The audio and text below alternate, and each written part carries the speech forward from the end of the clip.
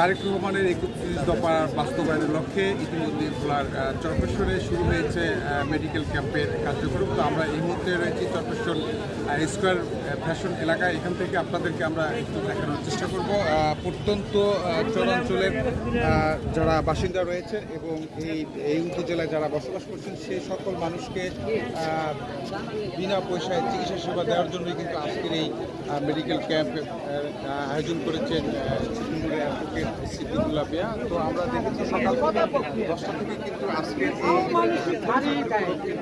শুরু করেছে, যেখানে মানুষ নিরাপদে চক্ষু সেবা দিয়ে থাকে।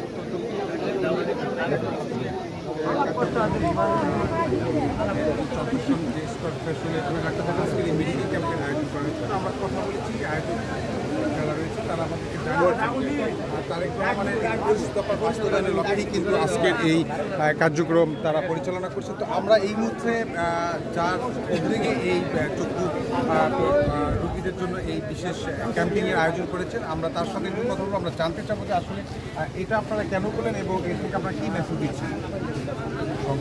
আমি কিন্তু শুরুতেই বলেছি যে মানুষের বেঁচে থাকাটা কল্যাণকর কাজের মাধ্যমে হওয়া উচিত। আর আমি রাজনীতি এবং ব্যক্তিগত জীবনে কল্যাণকে সেবা মনে করি, মানুষের কল্যাণ করে। তো আমাদের চরপেশন মনপুরা, বিশেষ করে ভোলা জেলায় কোনো চক্ষু হাসপাতাল নেই। তো দেখা যায় আমরা অনেক সময় রিমোট এরিয়ার লোক উদাসীন থাকি চক্ষু চিকিৎসা সব। অনেককে আমি দেখেছি ঢাকাতে দেখেছি, অনেকে যায় শেষ বয়সে ধরা।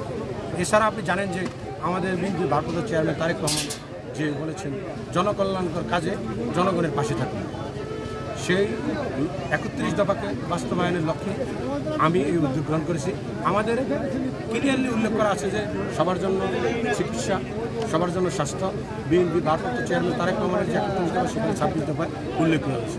আমি মনে করি এই জনকল্যাণকর কাজের মাধ্যমে আমাদের এখানে যারা চক্ষু রোগী রয়েছেন তারা উপকৃত হবেন এবং এই জনকল্যাণকর কাজের মাধ্যমে আগামী দিনে আমরা বিএনপি মানুষের পাশে থেকে জনকল্যাণ রাষ্ট্র প্রতিষ্ঠা তারেক রহমানের নেতৃত্বে একটি রাষ্ট্র গঠন করবে, যেখানে মানুষ শিক্ষা স্বাস্থ্য ব্যবস্থা পাবে।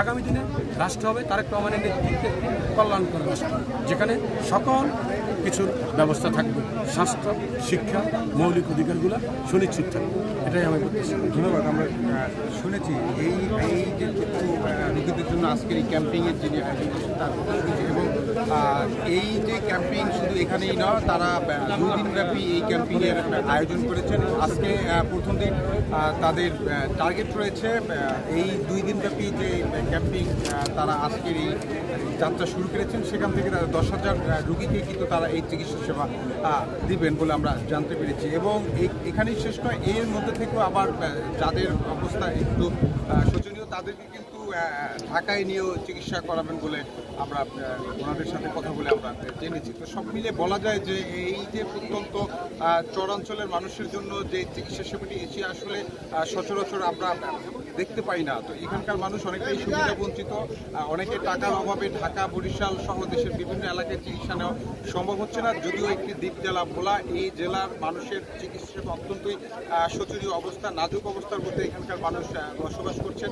তো আমরা এখানকার যারা চিকিৎসা নিতে এসেছেন তাদের সাথে কথা বলেছি, তারা আমাদেরকে জানিয়েছেন যে এই ধরনের উদ্যোগকে তারা স্বাগত জানিয়েছেন। যদি এই উদ্যোগটি অব্যাহত থাকে তাহলে এই যে চরপেশ্বর এবং মনপুরা সহ দক্ষিণেশ্বর যে নিম্ন অঞ্চলের মানুষ রয়েছে যারা ঝড় জলোচ্ছ্বাসের সাথে প্রতিকূলতার মধ্যেই কিন্তু বসবাস করে থাকে, সে সমস্ত মানুষের জন্য অত্যন্ত একটি জরুরি বার্তা হিসাবে আজকের এই চিকিৎসা ক্যাম্পেইন তারা দেখছেন। তো তাদের দাবি রয়েছে খুব দ্রুত সময়ের মধ্যে যদি এই ধরনের কার্যক্রম প্রত্যন্ত চরাঞ্চলে এবং ইউনিয়ন ভিত্তিক আয়োজন করে থাকেন আয়োজকরা, তাহলে হয়তো তাদের যে সাময়িক যে চোখের রোগ সহ নানান রোগে যারা আক্রান্ত হচ্ছে সেই রোগীর চিকিৎসা তারা বিনা পয়সায় পেয়ে থাকবেন। তো আমার কাছে এই ছিল ভোলা চরপেশ্বর থেকে ৩১ দফার বাস্তবায়নের আলোকে চিকিৎসা সেবা নিয়ে সর্বশেষ তথ্য।